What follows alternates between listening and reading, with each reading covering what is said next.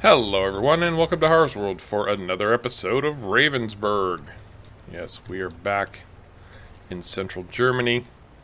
A beautiful mid-autumn day. It's almost 9 o'clock. Time is flying by. I've gotten a lot of work done, though. I'll catch you up with that. Right now, I am running our manure spreader and this tractor down to field 22, which is near Herr Huber's place. Herr Huber's place, Anyway, at least it's one of his competitors and not him. But I'm not bitter. I'm not bitter at all. Don't even think twice about that. Anyway, in order to get this farm advancing on some level, I felt the need to pick up some work from the locals. I have done at least one field. I don't know, I've slept since then. Not very much, but I have slept since then.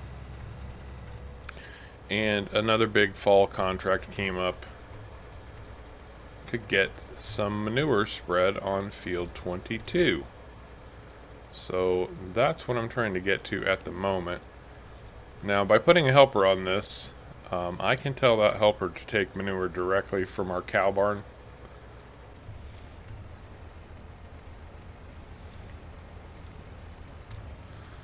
Okay, with a little bit of luck, fingers crossed, my helper will use manure from my cattle barn and get this field all pooped up.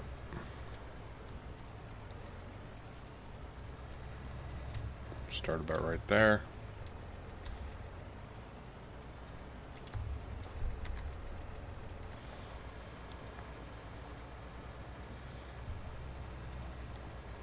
Hey, I think we've got it. By Jove, I think we've got it. Now, if we take a minute to go look at our cattle, I need to get them a little bit of food today. Some maize silage before the end of the day. But their health's down to about 64%, so that's not too great. And that's because of the lack of additional food. Now, I did get them grass today, so that's fine. But we still have 200,000 liters of manure. And somewhere between 40 and 50 of our cows are currently pregnant. So, well, that will help us out in the long run. I'm going to need the... I was already hooked up to it. The loading wagon to get this grass collected. So that's what I'm going to be doing here for a few minutes. I'm just going to collect up these windrows of grass. Yes, it's been a very busy morning. I have been hard at it already for a few hours. Just because I don't want my cattle to die. Got everything mowed. Got lucky. The grass came in one more time before winter. So that's going to help out in a big bad way. My other big goal is to get these fields planted.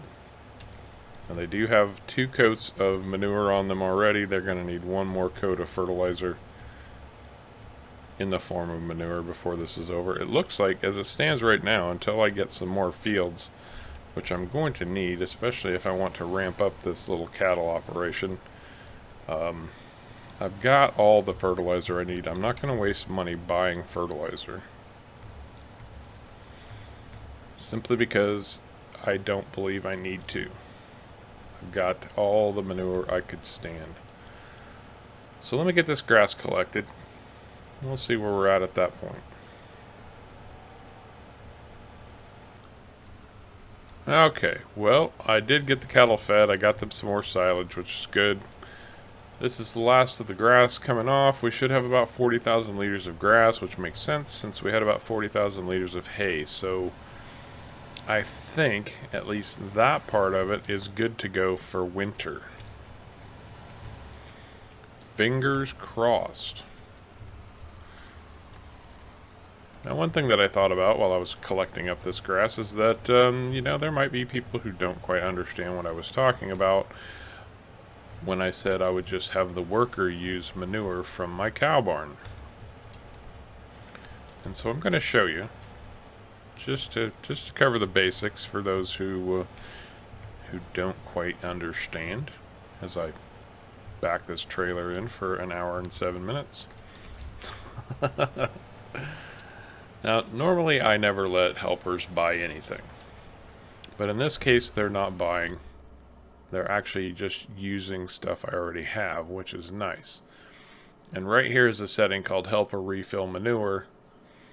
And I can change this to have them buy manure, but I can also have them use the big cow barn, which is where my cattle are stored. And so as they are using manure, they're just pulling it straight from the big cow barn. Okay, one task done for today, getting those cattle prepped up for winter time. Silage is at 59%. Man, come on, silage, I need you to come in. Get those cattle back up to health. But we are looking good on the cattle front simply because, well, simply because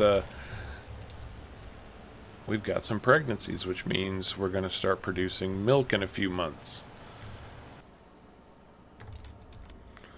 Okay, so as seeders go, my fields are plowed, so I don't particularly care whether it's a direct drill or not. I don't have to concern myself with that. I don't really care about the fertilizer option either, so I kind of have whatever I want. I can pick whatever I want. And I like this little guy right here. It's small, it's not overly priced, and it should travel fairly well. 4.5 meters, yeah, I mean, it's not exactly going to knock the field out in a heartbeat, but the price is right. It's only going to cost me $1,000 to lease that up. Now, arguably, maybe, yes, I should probably buy it, but that's going to cut me way too short. I don't have the kind of money yet to concern myself with buying equipment. Okay, well, one thing that I know for sure is that I wanted at least one field of clover or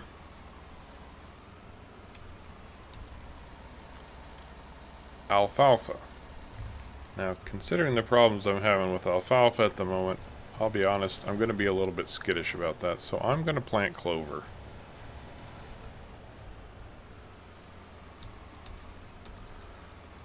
And while I'm thinking about it, I had better switch this over because if I don't, there we go, clover. If I don't, I'm going to end up planting wheat and then smacking my forehead going, dude, what are you doing? Seriously. And this will just take a second to get set up. Okay, it'll take half an hour to get set up. Maybe I can get this field in before the end of the day. We'll see. Ooh, 4.5 meters, man, that is dinky.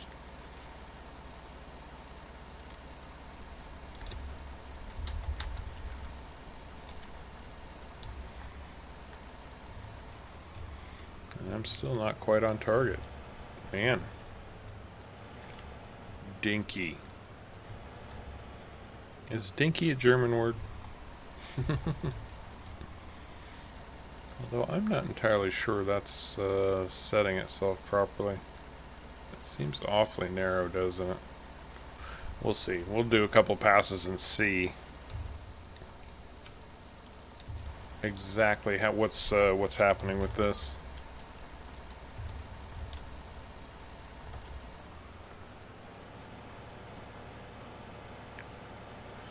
Oh, I see what it's doing. Yep. Okay, it is right. It is correct. Exactly where it's supposed to be.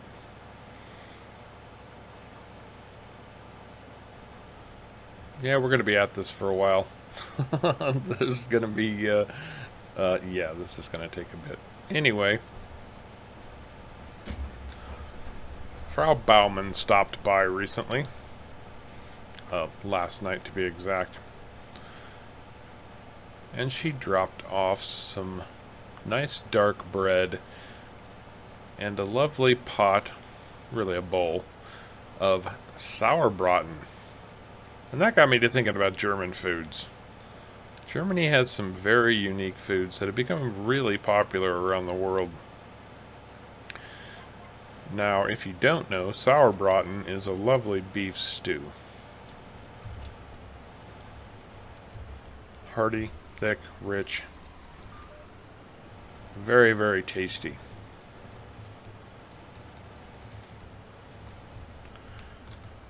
Now, a lot of us already know about, let's say, for example, bratwurst. I mean, bratwurst is obviously a traditional German food that we love at our cookouts over a nice hot grill. So the skin gets really crispy, you bite into it, you get that snap and the juices flow. You get some spicy mustard on there, however you like it. Look at that, my helper is done on field 22, so I better hop over there and stop him real quick. I don't want to pay him for doing work that doesn't need to be done. And then I'll run this tractor back later. But there we go. 22 complete 15,000. 15,000 euros in my pocket. Outstanding. Absolutely outstanding. Oh, field 20. Where's field 20? Oh, it's right there next door. Guess what? Since he's down there. But Germany has many, many foods. One of them that I'm particularly familiar with and that I have personally made myself is called rouladen. It's absolutely delicious. So what you do is you take thin slices of beef, you know, nice big ones, but very thinly sliced. You take some nice dark German mustard and you spread that over the beef. Now this is before it's cooked, mind you, it's raw beef. Before it's cooked, the next thing you do is you layer that with some bacon. Oh yeah. We're not talking that Canadian bacon stuff. We're talking traditional salty bacon. So get a layer of that bacon on there. Then you chop some onions, you put a layer of onions on top of the bacon, and then on top of that you take some chopped dill pickles. Now, I know what you're thinking, that kind of throwing off the palate a little bit, but it's some chopped dill pickles, and you put that over the top of the onions. Then you take your beef and you roll it so that it becomes a spiral of bacon and onion and mustard and pickly goodness, and the beef, of course. Tie it all up so that it holds together. You roast that in an oven for however long it needs. Usually in some kind of like maybe a red wine type of a sauce, until it's so tender it almost wants to fall apart, but you can still slice it. And I'll tell you, it is absolutely fantastic. Rouladen is amazing. Absolutely amazing. Don't let that dill pickle thing throw you off. And the great thing about the rouladen is because of the bacon and the beef and all of that, it makes an amazing gravy with all of those drippings coming together. Yes. Now, personally, you know, when I have rouladen, I like to make spätzle to go with it. And spätzle is a form of egg noodle, a boiled egg noodle. You basically mix up a batter. And I think traditionally what German cooks would do is sort of roll it out on a cutting board and slice it into really tiny thin strips and then just toss it into the salted boiling water. There are multiple ways to do it, but it's just these thin, it ends up being these thin little noodles that all kind of congeal together, and then you can put that rouladen gravy right over the top of it. Oh man, talk about heaven on a plate. Abso-floggin-lutely. Mm-hmm.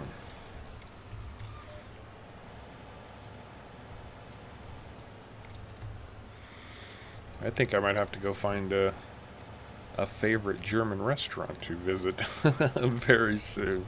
I know one that serves rouladen for sure. Oh yeah.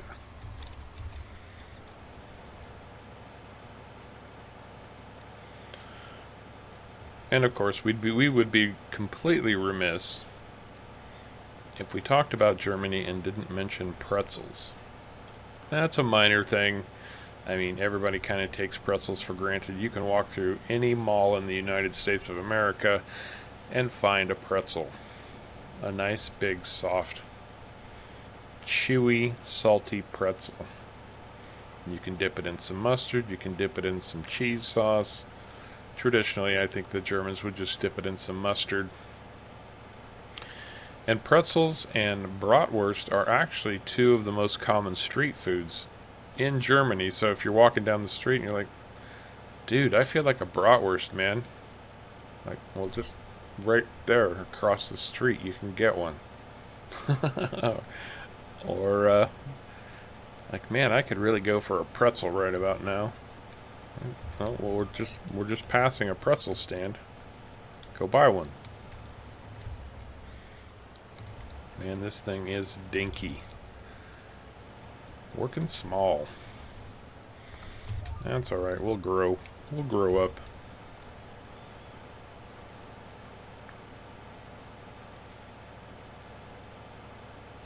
One thing that's interesting now, and you may not think about this.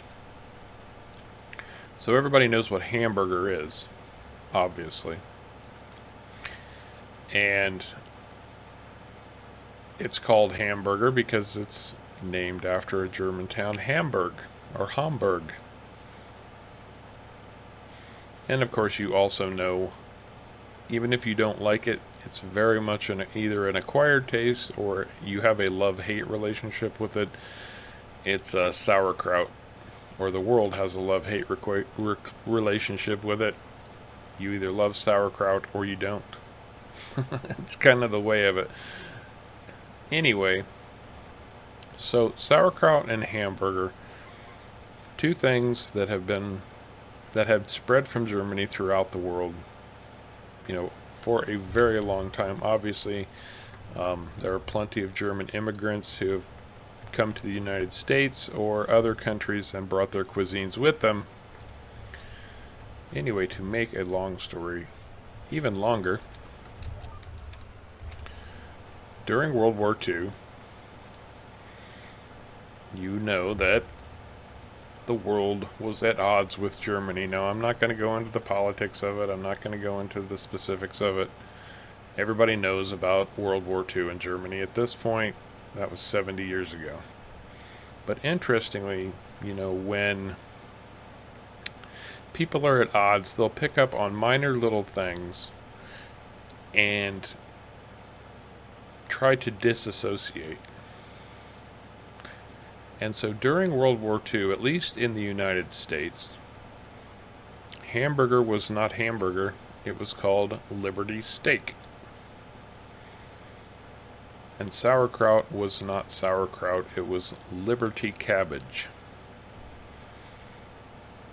For some reason I picked up on that little bit of trivia and it's always stuck with me throughout my life. I mean, I learned this ages ago, but Liberty cabbage and Liberty steak. Why do I have these ridiculous little pieces of information in my head? I don't know. If you can tell me, there's either a book deal in it for you or lots of money to be made off of years of therapy. I'm going to finish off this field, see what we're going to plant in the next one. Although I don't think we're going to get to that one today. Well, we'll see. Well, I did get the clover planted. That is completely done. Finished up that other fertilizing job with the manure and collected on that. So money's looking a little better at the moment. A little better. I mean, it's still not great by any stretch of the imagination, but at least we've got some funds to operate with at this point. My second field still needs to be planted. That's going to be a goal for today. We're going to check on this silage first thing this morning. And man, these, nighttime in central Germany, it gets pitch black. Really, really dark. Let's check this out. Oh, it's almost there. So very, very close. Very, very close.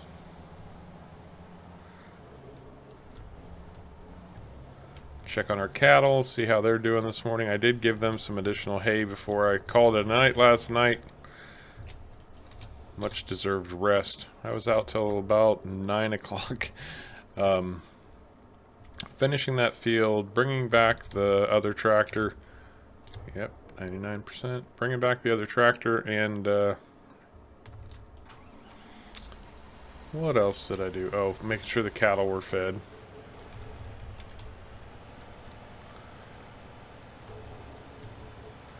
Now, it was kind of a toss-up between spelt and triticale,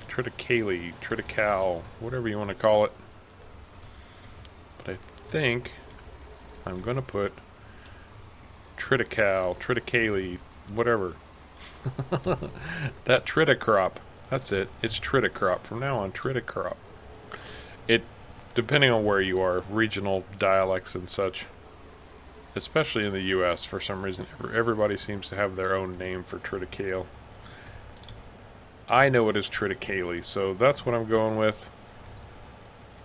If that doesn't quite align to your expectations, you have my most sincere apologies. Mostly. But it should be a respectable cash crop that also provides us with additional straw, so have to balance that out, because obviously my cattle are going to need straw, and I need to make some money off of whatever I plant. So that's where we stand at the moment on that. Oh, got home last night. It was good to sit down for a little bit. Finished off the last of Frau Baumann's sauerbraten. Delicious, absolutely delicious. She is one heck of a cook.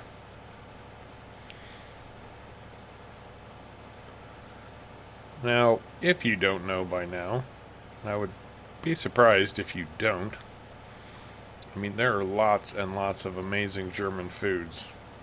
Just tons of them.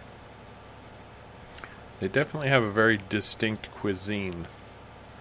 One of the things that my mother used to make when I was a kid, and I didn't realize it until I got older. She used to make what she just called pork cutlets. It turns out that those pork cutlets she used to make are a very German dish. Now, you don't really see them much in the supermarket anymore, but basically the butcher would take a piece of pork, maybe 4 ounces or so, especially if it was from a tougher part of the pig, and run it through a tenderizing machine. Run that through about 8 to 10 times until it's almost ground, but it's still holding together. It kind of turns into almost like a patty. I actually used to work in a butcher shop, so I've actually done this myself. And anyway, take that home. You make a nice breading, whatever your favorite breading is. Personally, I just like a little bit of flour, salt, and pepper, and that's all the breading I need. But, whatever your preference, you bread that pork cutlet, and then you fry it up until it's nice, crispy, golden brown, and eat it however you prefer. Interestingly enough, in the Midwest, where I grew up, and this seems to be a Midwestern thing, something very similar is called the pork tenderloin. Now, it's not the actual loin of the pork, it's a breaded cutlet And they usually make them supersized, like almost the size of a traditional dinner plate. They're ridiculous. But it's a favorite in the Midwestern United States, especially around Indiana. And it was actually one of my mom's favorite things in the world. But anyway, those pork cutlets come from Germany. And they're known as schnitzel. So that was interesting to discover. And of course, you know that, we talked about bratwurst a little bit, but Germany has many, many sausages. They're the sausage center of the world, if you will. One of their specialties, and one that people really enjoy, is called knockwurst, spelled with a K. Knock. Knockwurst. And they actually look like hot dogs. But don't let that fool you, because if you've heard the horror stories about hot dogs, well, knockwurst, while it looks similar, not even close to the same. They use higher quality cuts of meat, grind those into sausages, but they are boiled like a hot dog, and they taste so much better. And then, of course, they also have one known as Weisswurst, or Wieswurst. And those are a bacon-type sausage made from veal, pork, and bacon. Man, that sounds like a combination made in heaven, right? Absolutely. On the subject of sausages, one of the newer sausages in Germany is actually quite a hit. It's become a bit of a not a delicacy, but a very popular food. It's called currywurst, and it was invented in 1949 by a lady named Herta Hoyer, and it's served with a sauce made from ketchup and curry powder, which, I don't know about you, that doesn't sound like it's going to be on the top of my preferred palate, but it's very, very popular. It's actually Germany's most popular sausage at this point. There's even a museum for it. And of course, it has to be served with French fries. I mean, when wouldn't it be? And of course, all of these sausages are usually served on some type of a roll.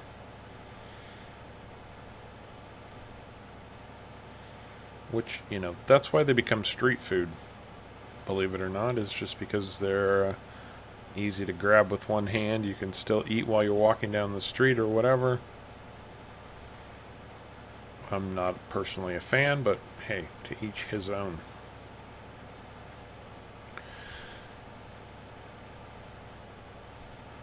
Now, some of you newer folks, you might be watching what I'm doing right now, just to change the subject up for a minute, because I do get a lot of very new players to my channel, and they're always interested to learn new techniques. So what I'm doing in this seeding right now is, because this seeder is so small and has such a tight turn radius, what I've done is I've just maxed out the turn radius a little bit, so I'm planting two different areas at the same time, just so I don't have to do a tight turnaround, back up, get in line, go forward again. This way I can just keep moving forward. That's probably pretty self-explanatory, if I'm honest, but sometimes people need a little extra direction. So just in case anybody out there was wondering, that base is officially covered. And of course, we would be incredibly remiss if we didn't start talking a little bit about German desserts. Oh yes.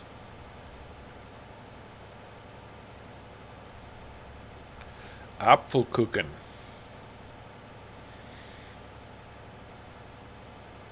Sounds like just what it is. Apple cake. I don't know about you, but I love apples. One of my favorite things on the planet. Apples are easily my favorite fruit. So versatile. I mean, you can just grab one out of the fridge, pick one up off the counter, take a big bite out of it. That juice run down your chin. I especially like them when they're just a little bit sweet and tart. Oh yeah. But Apfelkuchen, it's obviously a cake made with apples. And I have actually had opportunity to make one of those before too. Although I don't think I did it right. It didn't turn out as well as I'd hoped. But hey, I gave it the old college try. Now I have to imagine at this point that everybody is at least somewhat familiar with the traditional gingerbread cookie. Gingerbread house, which basically uses the same type of batter, only probably a little stiffer. Anyway, gingerbread cookie is definitively from Germany, and it's called Lebkuchen. Lebkuchen is the German name for that. So next time you're eating gingerbread, say Lebkuchen. It is officially required by law. Anytime you eat a gingerbread cookie, the German government is watching you and they insist you say Lebkuchen. Okay, that's not true.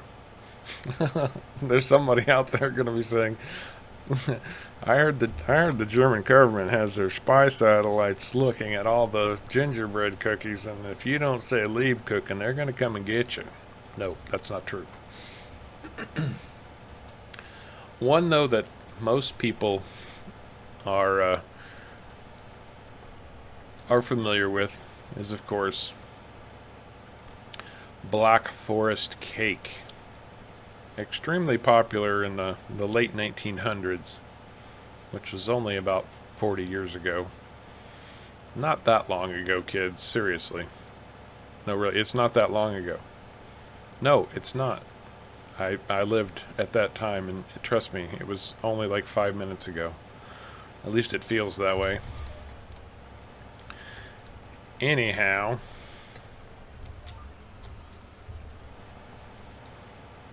German, or no, Black Forest cake. Kind of put the Black Forest on the map, actually, when it became popular. The official German name is Schwarzwälder Kirschtorte. Say that 3 times fast, boys and girls. Schwarzwälder Kirschtorte. But it's a dark chocolate cake soaked in kirsch liqueur. And if you don't know what kirsch liqueur is, it's a cherry-flavored liquor. Not soaked, like not mushy. It adds a lot of cherry flavor, and then of course it's layered. It usually has some dark cherries with a nice sauce as a filling. Whipped cream on the top. Good stuff. Absolutely good stuff. Okay. Triticale is planted. Look at that clover. It's already started growing. Holy shnikes, Batman. Yowza. Okay, so our fields are ready for winter. It's the most I could hope for. I'll get that seed put away some other time. Right now, I really want to take a look at this alfalfa silage and see. It says fermenting alfalfa silage 100%. I'm going to open the silo. I'm going to open it. Keep your fingers crossed. Oh my god, I've got alfalfa silage. Okay, call me ridiculous. Fine, go ahead. Be my guest. But that was kind of important that actually turned to alfalfa silage. So I really don't know what fixed the problem there. I really don't care what fixed the problem there. All I know is I've got alfalfa silage and I really, really, really, really, really needed it.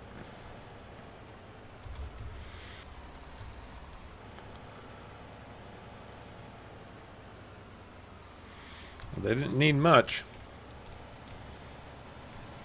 But now they've got all 4 food groups, which means my cattle are going to produce, well, their health is going to start to increase back up. Now, as things stand at the moment, they're not producing any milk, so that's not the biggest priority in the world. But getting their health up when they do start producing milk is going to be a big priority.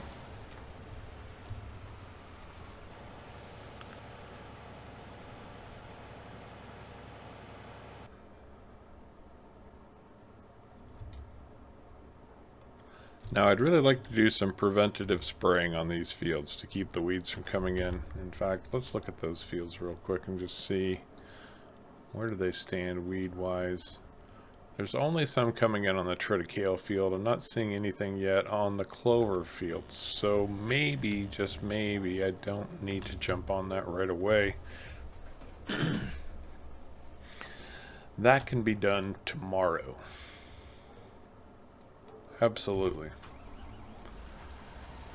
So I think what I'm going to do is get this cedar returned so I don't end up spending a lot more money on it. I'm going to keep working on collecting up this silage, this alfalfa silage. Hallelujah. I'm going to sit here and be very joyful over the fact that my cattle are going to be fed and should be well fed throughout the winter now. I hope I've got enough straw. I don't have a lot of straw. If not, I'll find a solution for that.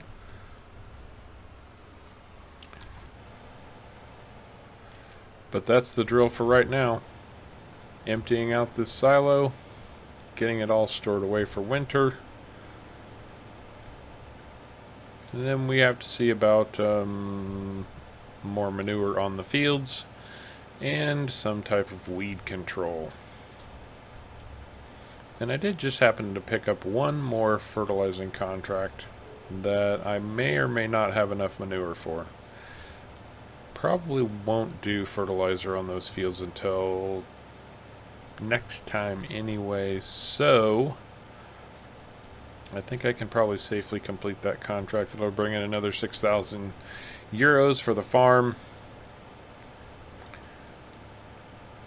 It's starting to shape up. It is starting to shape up slowly but surely. We'll see. Fingers crossed.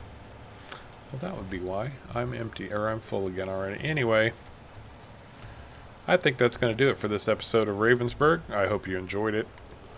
If you did, please remember to hit the like and subscribe buttons down below. I very much appreciate you coming along for the ride. And until next time, take care.